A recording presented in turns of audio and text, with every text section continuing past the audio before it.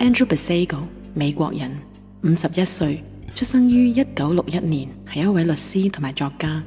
佢9歲嘅時候曾參與美國國防部高級研究計劃局嘅 Project Pegasus 飛馬計劃。Project Pegasus 飛馬計劃係一項美國國防部秘密任務 Black Project， 任務地點係喺美國嘅蓋茲堡。計劃係利用時光機將一啲小朋友嘅意識送到去過去同埋未來。而 Andrew Basiago 就係計劃嘅第一個實驗人員。佢曾經親身用時光機返到去過去同埋拍下照片。根據 Andrew Basiago 所述，佢哋只係能夠將14歲以下小朋友嘅意識送進時光機。當 Project Pegasus 正喺度實驗嘅時候，即係由1968年至到1972年之間， Andrew Basiago 曾經去到2013年嘅美國首都華盛頓，發現咗2013年嘅華盛頓係喺海底。He had to spend some time by himself. And I said, why? And he said, because you disappeared, son.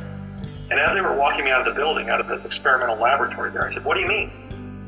We disappeared. And he said, on the stage, son, when they turned the chronovisor on, you all disappeared. And I said, oh, really? Then they walked me down the hall to this meeting with this debriefing by a Naval Intelligence Office. These guys were all lieutenant commanders. You know, they were O&I officers, Office of Naval Intelligence. At the investigatory level, they're usually lieutenant commanders. And he said, okay, Andy. He sat me on a seat in his office and said, okay, Andy, tell me about the target. And I said, the target is underwater, sir. And he got up and he started smoking. And he tried to pour me some ice water from a pitcher on his desk, because they knew by then certainly that the different technical exposures were making the kids very dehydrated. Don Rumsfeld had mentioned that during the briefing in April of '71 in the auditorium at the Cerritos Cultural Center, that the only known side effect that they had identified thus far was extreme dehydration from the teleportation. So in this case, we had been under this bright light for an hour or more. And so he reached over to pour me some ice water, and he spilled ice water all over his blotter. I went, oh, damn. And then, he continued to pace around the room and smoke, and he was asking me questions like, well, how do you know it was underwater, Andy? He was just trying different techniques to see if I was making it up. And then I told him, well, when you sent me down towards the target, I saw it was this, I think I said colonial-type building, but I really meant a Roman-style Washington-type building. Because I was used to Ford's Theater, or not Ford's Theater, but the Ford, what was that called? Not Ford's Theater, but Ford Mansion, which was Washington's headquarters in Morristown, where I was born. And so yeah, I guess I called it the colonial building, but I meant the Revolutionary War, Roman style of the Supreme Court building. And he said, yeah, what did you see? That was the target, the building. And I said, well, it was kind of forming out of a group of bubbles, but I could still see that there was algae on the columns of the building. I actually said that green stuff that grows in ponds. Mm-hmm. And he goes, oh, you mean algae? I said, yes, algae.